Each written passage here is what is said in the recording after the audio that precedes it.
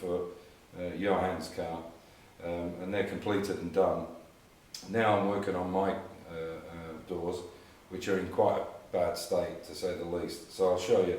Now this thing, the bottom of this door, has got more perforations than a Tetley tea bag. It's unreal, and I'm going to have to build a new piece. So I'll put this on and I'll just show you just how bad that is. You can see it's all the way along. I mean, it's gone completely there, but you can see it's absolutely rotten all the way along. So I'm going to have to make a new piece. Trying to get all the inners and the workings of the door. So these are all sandblasted up. They need a little bit of fettling. You can see there's a little bit of damage on that corner. It needs to be, if I get out the light, you can see it's flared up a bit. It needs to be straightened like this one is. And basically the way these work is I'm fairly sure they were pot riveted onto this side edge here, where I've got these Cleco clips. And then they're bolted with these truss pieces that bolt here and then onto the bottom of the frame. This is just held up at the moment with this clip. You can see there isn't a lot of movement in there, but there's a little bit more on that side. This is an intergrip, this one here. This is what you use when you want to butt weld two pieces together so you can get a weld in between. And these Cleco clips normally come, when you buy the kit, they normally come with the pliers, which are these, and also you'll normally get a couple of these as well, which are spring, they're like a set of jaws on them. Very handy. You get a really good grip on them, they're extremely tight. So obviously this is where these goes now onto here, and then onto that piece. The reason I wanted to fit this up first is I want to make sure that the distance between the top piece here, the piece that goes inside, there is no restriction if I make the new edgings thicker or whatever. It's not going to hit on anything, because obviously I've got this one out. I have to clean all the bottom of this up because it's quite rough. And I also need to do the same on this other one.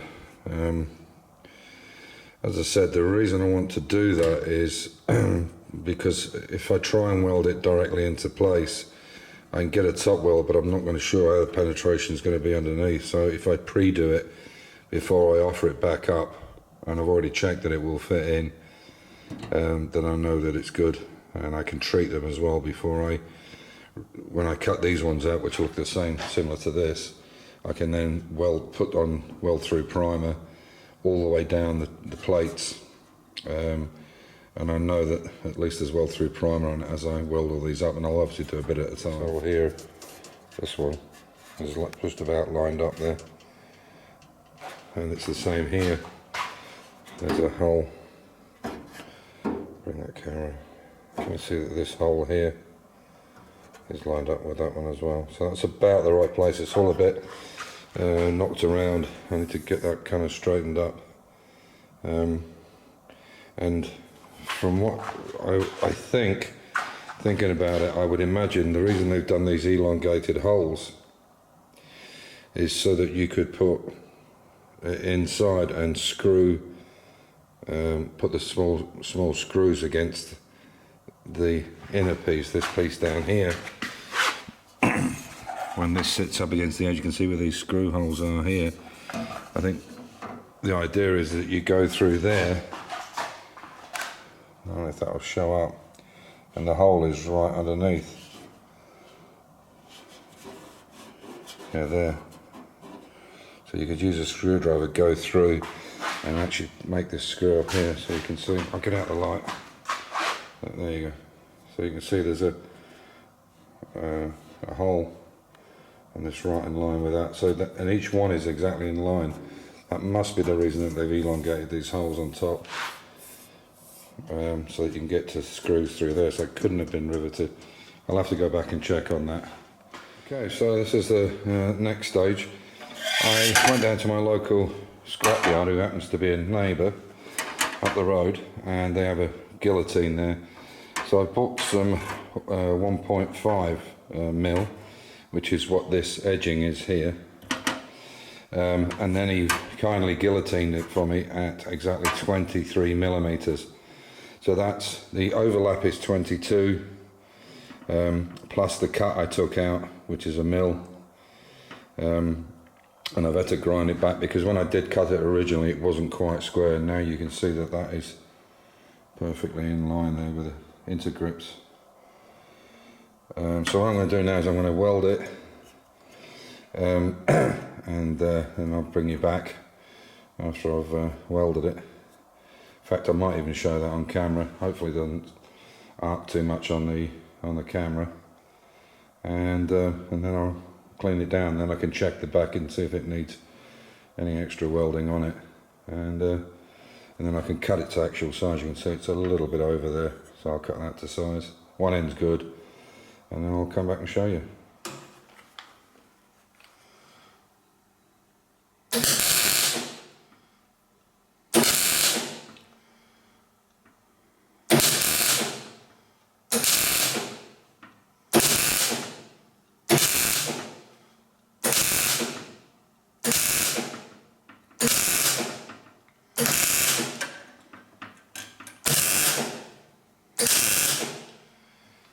So you can see I've taken the intergrips out. I realised what I should have really done was just tacked it all the way down to take the intergrips out. Otherwise, if you come too tight to them with the steel expanding, it's going to trap them a little bit. But they come out with a screwdriver, as you can see there. So if I bring you in, you can see how nice that line is. You can see it's nice and straight. So what I'll do now is I'll fill in the rest of this, and then obviously this piece here is going to be cut out. There's a door mechanism goes in there, but I thought I'd make it one strip to keep it in one plane rather than just two little pieces at a time. Do it in one strip, and then, as I said, cut this out and then make good on these ends. So I'll bring you back when I've welded it. Okay, so you can see I've ground that one back there. That's a nice finish on it. There's a tiny little pinhole there, but it's nothing to worry about. And I've welded this piece here, so what I'll do now is I'll clean this one down and then turn it over and let you have a look at the back and see how good the penetration is on it, and if I need to re-weld any bits on the back. So you can see the penetration on the back has come through, but there's a couple of areas where it's just a little bit loose. So what I'm going to do is I'm going to go over that. I'll clean the edge off and then just go in and tack in a bit and then do the finishing work on it. But it's nice and straight, it's strong, that's exactly what I need to do. And then I can cut this piece out and then start on the other end. As you can see, I've gone over the top just to make sure. So what I'll do is I'll grind that back now and then I'll check it. So once again I got the same situation on this end. I need to extend this. So again, I've got these intergrips in it. What I'll do this time is just put a tack all the way along and not try to weld too long, because then they'll get trapped. So what I'll do is I'll just give these a quick weld, and then we can check it. Because what I need to do, obviously, I'll just put this on here. What we need to do with this is make sure that it fits into the door. I don't know what the process was when Jaguar built these, how they put them in, if they put them in at an angle or whatever. So I need to make sure that with the extra piece on that end, on this end up here, and this end here, I can still get it under the door, and so it all fits. So like I say, I'll just give these a couple of little tacks.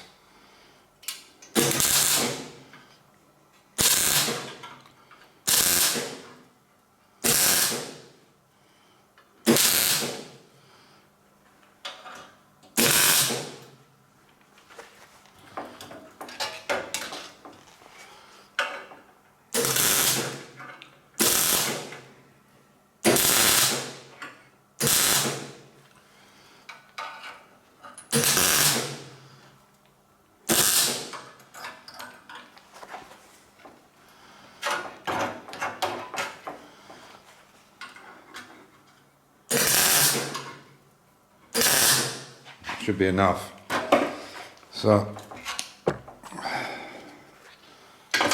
take this back off. I should, hopefully this time, slide out a bit easier. It's amazing how quickly that heat transfers through there.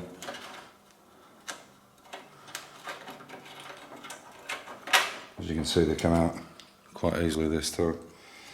So that's the key, not to get them too hot and expand the steel. So I've only tacked this side on, this one is welded completely, but this is what I was trying to get explain. I don't know what the processes were in 1958 when Jaguar fitted these doors up.